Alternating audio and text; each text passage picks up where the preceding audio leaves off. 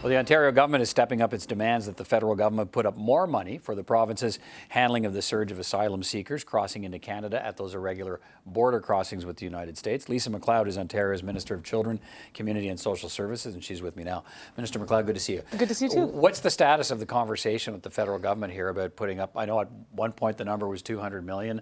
Did you get the money? What's the status of the conversation about what you need? So thank you very much. Obviously, the conversation started off in a very toxic way with the federal Minister of Immigration calling me un-Canadian when I'd requested support for our shelter systems, as well as our education and our social assistance programs in Ontario. As a result of the influx in Quebec of the illegal or irregular border crossers, it cost Ontario taxpayers about $200 million. So we said, you know, the border issue is your issue. We would appreciate it if you fix it, but if you're not going to, at least provide us with some assistance at the tune of $200 million. Your point is this is 100% Ottawa's responsibility, the federal government's responsibility. Absolutely. If people are coming through, non-recognized ports of entry, there is a process in place for those who come here through the Safe Third Country Act.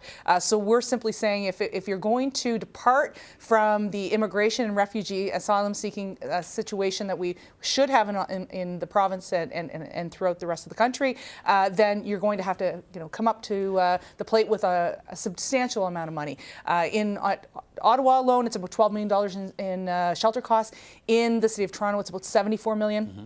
And within my ministry, it's about $90 million in social assistance costs. So we're asking them, come to the table, this is your problem, and just don't take our word for it. The Toronto Neighbourhood Studies has indicated this. The Parliamentary Budget Officer is also has suggested this is a challenge. And just this week, of course, the Auditor General. So Quebec's received, so have you got any money?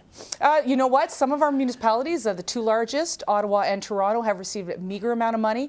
It has fallen tens of millions of dollars short of what we're asking for, and so we've negotiated in good faith with Bill Blair, and we're expecting them to come to the table and make sure that they make the province of Ontario and our municipalities whole for the costs incurred by our tax base as a result of the challenges that have been created as a result of this irregular crossing. So there are negotiations. Are you close to an agreement? You have an agreement? I thought I heard something about an agreement a week ago or a couple of weeks ago. Well, as I say, we worked in good faith with Bill Blair. Our ministries have been in communication. That seems to have stalled. They have given additional funds, a small amount, to both of Toronto and Ottawa for shelter costs. Yet we still are largely uncompensated for the $90 million in social assistance and the $20 million in education costs. So over $110 million, and in addition to that, still not full compensation for our two municipalities. This has become, I know, a bit of a battle inside Ontario too, right? Between you and John Tory, your ministry and John Tory, the Mayor of Toronto.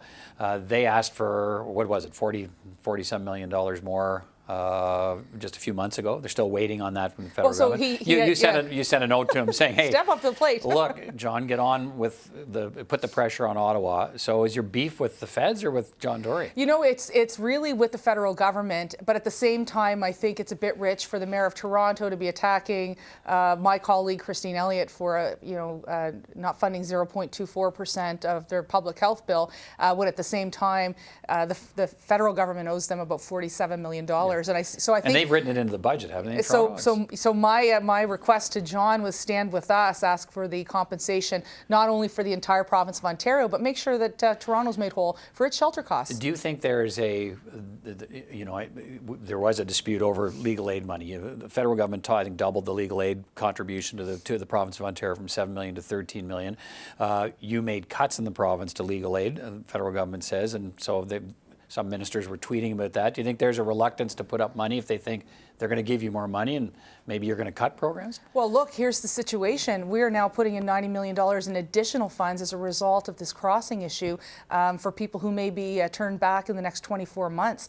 We are now putting in $20 million into our education system and our post-secondary education system because of the challenges that we're facing as a result of the federal government's failed border policies. So I think that what's really important here is that they recognize that if they're going to create a policy, they're going to have to pay for it. Or if they're going to ignore their policy, they should be paying for it. And so I'm going to maintain my position and Ontario's position that the federal government needs to step up to the plate. You don't have to just take my word for it, as I say. The Auditor General, the Parliamentary Budget Officer, and every single province signed on with Premier Ford just last August. Let's finish on that. You mentioned the Auditor General. He pointed out the problems, the backlog in the system. because of that influx at the border.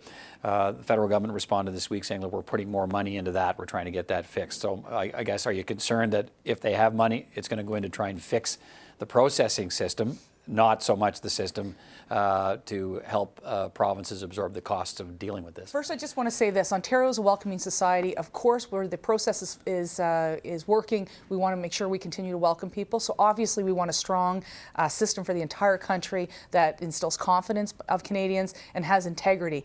That said, I do think that the government needs to do two things. One is compensate the provinces like Quebec, like Manitoba, and certainly our province of Ontario, and at the same time fix their problem. All right, Lisa MacLeod, thanks for your time. Appreciate it. Thank you.